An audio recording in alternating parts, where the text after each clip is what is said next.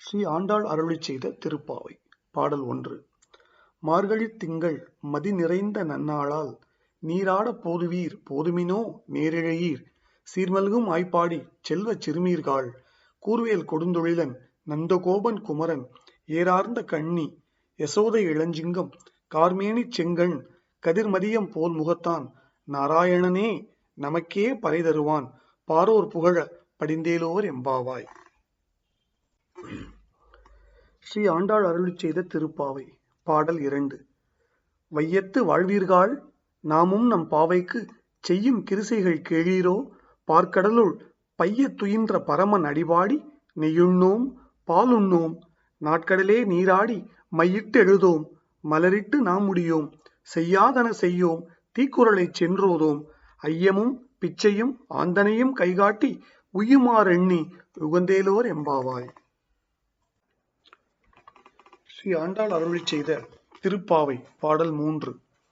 ஓங்கி உலகளந்த உத்தமன் பேர்பாடி நாங்கள் நம் பாவைக்கு சாற்றி நீர் ஆடினால் தீங்கின்றி நாடெல்லாம் திங்கள் மாறி பெய்து ஓங்கு பெரும் செந்நெல் ஊடு கயல் உழ பூங்குவளை போதில் பொறிவண்டு கண் படுப்ப தேங்காதே புக்கிருந்து சீர்த்த முலை பற்றி வாங்க குடம் நிறைக்கும் வள்ளல் பெரும்பசுக்கள் நீங்காத பெருஞ்செல்வம் நிறைந்தேலோர் எம்பாவாய்.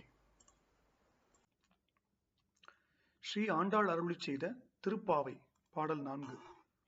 ஆழி மழை கண்ணா என தொடங்கும் மழையின் அறிவியலை விளக்கும் ஆண்டாளின் பாசுரம். பாடல். ஆழி மழை கண்ணா ஒன்று நீ கைகரவேல் ஆழியுள் புக்கு முகந்து கொட ஆர்த்தேரி ஊழி முதல்வன் உருவம் போல் மெய் கருத்து பாழியன் தோளுடைய பத்மநாபன் கையில் ஆழி போல் மின்னி வலம்புரி போல் நின்று அதிர்ந்து தாழாதே சார்ங்கம் தொடுத்த சரமழை போல் வாழ உலகினில் பெய்திடாய் நாங்களும் மார்கழி நீராட மகிழ்ந்தேலோர் எம்பாவாய். ஸ்ரீ ஆண்டாள் அருளிச் செய்த திருப்பாவை பாடல் 5. எடுத்த காரியத்தில் வெற்றி கிட்ட ஆண்டாள் அருளும் அற்புத வழி இந்த திருப்பாவை 5ஆம் பாசுரம். மாயனை மண்ணு வடமதுரை மைந்தனை தூய பெருநீர் யமுனை துறைவனை ஆயர் குலத்தினில் தோன்றும் அணி விளக்கை தாயை குடல் விளக்கம் செய்த தாமோதரனை தூயோமாய் வந்து நாம் தூமலர் தூவித் தொழுது வாயினால் பாடி மனத்தினால் சிந்திக்க போய பிழையும் பூதருவான் நின்றனவும் தீனில் தூசாகும் செப்பேலோர் எம்பாவாய். ஸ்ரீ ஆண்டாள் அருளிச் செய்த திருப்பாவை திருப்பள்ளி எழுச்சி பாசுரம் 6. உறக்கத்தில் இருந்து விழித்துக் கொள்ள மட்டுமா தோழியரை அழைக்கிறாள் கோதை. இந்த திருப்பாவை 6ஆம் பாசுரத்தில் அதை பற்றி விரிவாக பார்ப்போம். புல்லும் சிலம்பின கான் புல்லறையன் கோவிலில் வெள்ளை விழிசங்கின் பேரரவம் கேட்டிலையோ பிள்ளாய் எழுந்திராய் பேய்முலை நஞ்சுண்டு கள்ளச் சகடம் கலக்கழிய காலோச்சி வெள்ளத்தரவில் துயிலமர்ந்த வித்தினை உள்ளத்து கொண்டு முனிவர்களும் யோகிகளும் மெல்ல விழுந்து அரியென்ற பேரரவம் உள்ளம் புகுந்து குளிர்ந்தேலோர் எம்பாவாய். ஸ்ரீ ஆண்டாள் அருளிச் செய்த திருப்பாவை பாசுரம் 7. பேச்சரவம் எல்லாம் அந்த கேசவனின் பெருமைகளே தோழியின் துயில் எழுப்பும் கோதையின் திருப்பாவை.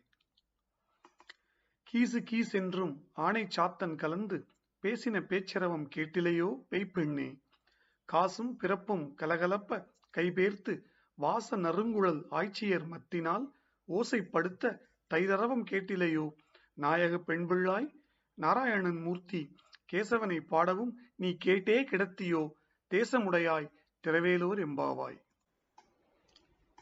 ஸ்ரீ ஆண்டாள் அருளிச் செய்த திருப்பாவை பாசுரம் 8.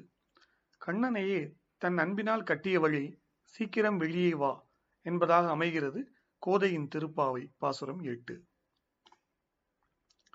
கீழ்வானம் வெள்ளென்று எருமை சிறுவீடு மேய்வான் பரந்தனகான் மிக்குள்ள பிள்ளைகளும் போவான் போகின்றாரை போகாமல் காத்து உன்னை கூவுவான் வந்து நின்றோம் கோது கலமுடைய பாவாய் எழுந்திராய் பாடிப்பறை கொண்டு மாவாய் பிளந்தானை மல்லரை மாட்டிய தேவாதி தேவனை சென்று நாம் சேவித்தால் ஆவாவென்று ஆராய்ந்து அருளேலோர் எம்பாவாய். ஸ்ரீ ஆண்டாள் அருளிச் செய்த திருப்பாவை பாசுரம் 9. மாமாயன் மாதவன் வைகுந்தன் என நாமும் பலவும் நவில அழைக்கிறாள் கோதை. இந்த திருப்பாவை பாசுரம் 9ஆம் பாசுரத்தில் மார்கழியின் இந்த காலைக்கு இரண்டு தன்மைகள். ஒன்று, அறைக்குள் அடைந்து கிடக்கும் வரைக்கும் அதுவே சொர்க்கம் என்று நினைக்க வைப்பது. மற்றொன்று, துயில் நீங்கி வெளியே வந்து காலை அழகை கண்டதும் இதுவல்லவோ சொர்க்கம் என்று வியக்க வைப்பது. இனி பாசுரத்திற்குள் செல்லலாம். தூமணி மாடத்து சுற்றும் விளக்கெரிய தூபம் கமழ துயில் அணைமேல் கண் வளரும் மாமான் மகளே மணிக்கதவம் தாழ்தரவாய். மாமீர் அவளை எழுப்பீரோ, உன்மகள்தான் ஊமையோ அன்றிச் செவிடோ அனந்தலோ ஏமப் பெருந்துயில் மந்திரப்பட்டாளோ மாமாயன் மாதவன் வைகுந்தன் என்றென்று நாமம் பலவும் நவின்றேலோர் எம்பாவாய். ஸ்ரீ ஆண்டாள் அருளிச் செய்த திருப்பாவை பாசுரம் எண் 10. நோன்பினை நோற்று நான் சொர்க்கம் புகுவேன் என்று சில தோழிகள் வைராகியமும் பேசினார்கள். ஆனால் இந்த மார்கழியின் பனிக்கு கதவை அடைத்துக் கொண்டு கதகதப்பாய் உறங்குகின்றனர். அவர்கள் வேண்டுமானால் சொன்ன சொல் தவறலாம், ஆனால் நாச்சியாள் தன் நா பிறழ்வாளா? வாருங்கள் பார்ப்போம். திருப்பாவை பாசுரம் எண் 10. நோற்றுச் சுவர்க்கம் புகுகின்ற அம்மானாய் மாற்றமும் தாராரோ வாசல் திறவாதார் நாற்றத் துழாய்முடி நாராயணன் நம்மால் போற்றப் பறைதரும் புண்ணியனால் பண்டு ஒரு நாள் கூற்றத்தின் வாய்வீழ்ந்த கும்பகருணனும் தோற்றும் உனக்கே பெருந்துயில்தான் தந்தானோ ஆற்ற அனந்தல் உடையாய் அருங்கலமே தேற்றமாய் வந்து திரவேலோர் எம்பாவாய். ஸ்ரீ ஆண்டாள் அருளிச் செய்த திருப்பாவை பாசுரம் 11. முற்றம் புகுந்து முகில்வண்ணன் பேர்பாட உறங்கும் தோழியை உறக்க அழைக்கிறாள் கோதை. அதிகாலையில் நாம் பாடி பயனுறவே ஆண்டாள் தமிழ் மொழியால் தன் திருமொழியை பாடினாள். வில்லிபுத்தூரை கோகுலமாக்கிக் கொண்டாள். அவள் தோழிகள் எல்லாம் ஆய்ச்சியராயினர். கோகுலத்தில் மாடுகளும் கன்றுகளும் மிகுந்து இருப்பதை போன்றே இங்கும் மிகுந்து காணப்படுகின்றன. இனி பாசுரம் 11. கற்று கறவை கணங்கள் பல கறந்து செற்றார் திரள் அறியச் சென்று செரு செய்யும் குற்றம் ஒன்றில்லாத கோவலர்தம் பொற்கொடியே புற்றரவல் குல் புன மயிலே போதராய் சுற்றத்து தோழிமார் எல்லாரும் வந்து நின் முற்றம் புகுந்து முகில்வண்ணன் பேர்பாட சிற்றாதே பேசாதே செல்வப் பெண்டாட்டி நீ எற்றுக்கு உறங்கும் பொருளேலோர் எம்பாவாய். ஸ்ரீ ஆண்டாள் அருளிச் செய்த திருப்பாவை பாசுரம் 12. ஆண்டாள் வருவாள் என்று அறிந்தும் தோழிகள் உறங்கும் காரணம் என்ன? கோதையின் திருப்பாவை 12 பார்க்கலாம். ஒவ்வொரு தோழிக்கும் ஓர் ஆசை. ஆண்டாள் தன் வீட்டு வாசலில் நின்று ஒரு பாசுரம் பாடிவிட மாட்டாளா? ஆண்டாள் வாசல் வந்தால் பாசுரம் மட்டுமா வரும்? அந்த பரந்தாமனும் அல்லவா வந்து விடுவான். அவன் பாத தீட்சை பெற்றுவிட்டால் மோட்சம் என்பதை கேட்டு பெற வேண்டியதில்லையே. வாருங்கள் பாசுரம் 12 பார்க்கலாம். கனைத்து இளம் கற்றெருமை கன்றுக்கு இறங்கி நினைத்து முலை வழியே நின்று பால் சோர நனைத்து இல்லம் சேராக்கும் நற்செல்வன் தங்காய் பனித்தலை வீழ நின் வாசற் கடை பற்றி சினத்தினால் தென் இலங்கை கோமானை செற்ற மனத்துக்கு இனியானை பாடவும் நீ வாய்திறவாய் இனித்தான் எழுந்திராய் இதென்ன பேருறக்கம் அனைத்தில்லத்தாரும் அறிந்தேலோர் எம்பாவாய். ஸ்ரீ ஆண்டாள் அருளிச் செய்த திருப்பாவை திருப்பள்ளி எழுச்சி பாசுரம் 13. பொல்லா அரக்கனை கிள்ளிக் களைந்த கோதண்டனை பாட அழைக்கிறாள் கோதை. இளமையில் இறைவனை நாடி வருகிற போது அதிகமான தயக்கத்தோடே வருகிறோம். சில நேரங்கள் அருகில் செல்கிறோம், பின்பு அஞ்சி விலகிக் கொள்கிறோம். இன்னும் கொஞ்ச காலம் ஆகட்டும் என்று காத்திருக்கிறோம். வாருங்கள் பாசுரம் 13க்கு உள்ளே செல்லலாம். புள்ளின் வாய் கீண்டானே பொல்லா அரக்கனை கிள்ளிக் களைந்தானே கீர்த்திமை பாடி போய் பிள்ளைகள் எல்லாரும் பாவை களம்புக்கார் வெள்ளி எழுந்து வியாழம் உறங்கிற்று புள்ளும் சிலம்பினகான் போதரி கண்ணினாய் குள்ள குளிர குடைந்து நீராடாதே பள்ளி கிடத்தியோ பாவாய் நீ நன்னாளால் கள்ளம் தவிர்த்து கலந்தேலோர் எம்பாவாய். ஸ்ரீ ஆண்டாள் அருளிச் செய்த திருப்பாவை திருப்பள்ளி எழுச்சி பாசுரம் 14. சங்கோடு சக்கரம் ஏந்தும் தடக்கையினை போற்றிட தன் தோழியை அழைக்கிறாள் கோதை. விடுவதற்கு முன்பாக எழுந்து கொள்வதின் சிறப்பை சாஸ்திரங்கள் சிறப்பாக போற்றுகின்றன. அதிகாலை வேளையை பிரம்ம முகூர்த்தம் என்று சொல்லி அந்த வேளையில்தான் தேவர்களும் ரிஷிகளும் நீராடப் போகிறார்கள் என்று சொல்கிறது. இந்த காலத்தில் எந்த தோஷமும் கிடையாது. வாருங்கள் பாசுரத்தின் உள்ளே சென்று பார்க்கலாம். உங்கள் புழக்கடை தோட்டத்து வாவியுள் செங்கழுநீர் வாய் நெகிழ்ந்து ஆம்பல்வாய் கூம்பினகான் செங்கற் பொடிக்கூரை வெண்பல் தவத்தவர் தங்கள் திருக்கோயில் சங்கிடுவான் போதென்றார் எங்களை முன்னம் எழுப்புவான் வாய்பேசும் நங்காய் எழுந்திராய் நாணாதாய் நாவுடையாய் சங்கோடு சக்கரம் ஏந்தும் தடக்கையன் பங்கைய கண்ணானை பாடேலோர் எம்பாவாய்.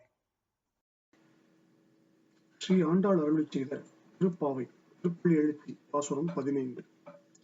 மாற்றாரை மாற்றழிக்க வல்லானை பாட தோழியை அழைக்கும் கோதை. நித்திரை மகாமாயாய் இருக்கும் போல் தெரிகிறது.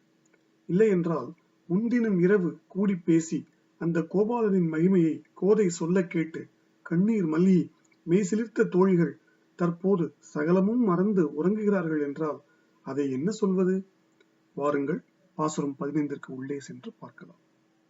எல்லே இளம்கிழியே இன்னும் உறங்குதியோ சில்லென்று அழையேமின் நங்கையீர் போதருகின்றேன் வல்லை உன் கட்டுரைகள் பண்டே உன் வாயறிதும் வல்லீர்கள் நீங்களே நானேதான் ஆயிடுக ஒல்லை நீ போதாய் உனக்கென்ன வேறுடையை எல்லோரும் போந்தாரோ போந்தார் போந்து எண்ணிக்கொள் வல்லானை கொன்றானை மாற்றாரை மாற்றழிக்க வல்லானை மாயனை பாடேலோர் எம்பாவாய். ஸ்ரீ ஆண்டாள் அருளிச் செய்த திருப்பாவை திருப்பள்ளி எழுச்சி பாசுரம் 16. திருப்பள்ளி எழுச்சி பாட கோயில் வாசலில் திரண்ட ஆய்ச்சியர் கதவு திறக்க வேண்டுகிறாள் கோதை. எல்லோரையும் கூட்டிச் சேர்ப்பது பெரிய வேலை. அதுவும் தெய்வ காரியம் என்றால் மிகவும் சிரமம் தான். ஆண்டாள் அதை மிகவும் விருப்பத்தோடு செய்தாள். வாருங்கள் பாசுரத்திற்கு உள்ளே சென்று பார்க்கலாம். திருப்பாவை பாசுரம் 16. நாயகனாய் நின்ற நந்தகோபன் உடைய கோயில் காப்போனே கொடித்தோன்றும் தோரண வாயில் காப்போனே மணிக்கதவம் தாழ்தரவாய் ஆயர் சிறுமிய ரோமுக்கு அரைப்பறை மாயன் மணிவண்ணன் நென்னலே வாய் நேர்ந்தான் தூயோமாய வந்தோம் துயில் எழப் பாடுவான் வாயால் முன்னம் முன்னம் மாற்றாதே அம்மா நீ நேய நிலைக்கதவம் நீ கேளோர் எம்பாவாய். ஸ்ரீ ஆண்டாள் அருளிச் செய்த திருப்பாவை திருப்பள்ளி எழுச்சி பாசுரம் 17. உலகளந்த உம்பர் கோமானே என்று கோவிந்தனை எழுப்பும் கோதை. ஸ்ரீவில்லிபுத்தூரை கோகுலமாகவும் தோழியர்களை கோபிகைகளாகவும் பாவித்து பரந்தாமனின் பேரருள் பெறுவதற்காக பாவை நோன்பு மேற்கொண்டாள் கோதை. பாருங்கள் பாசுரம் 17 உள்ளே சென்று பார்க்கலாம்.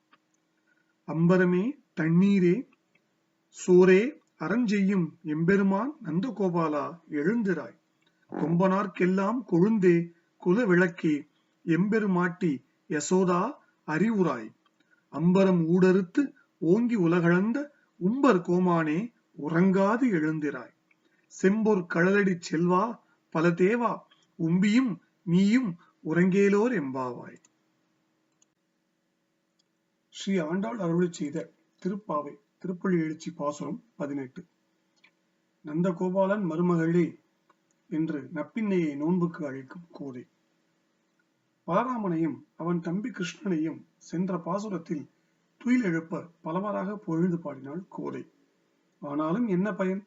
கிருஷ்ணன் சற்றும் அசைந்து கொடுப்பதாக தெரியவில்லை. வாருங்கள் பாசுரம் 18 உள்ளே சென்று பார்க்கலாம்.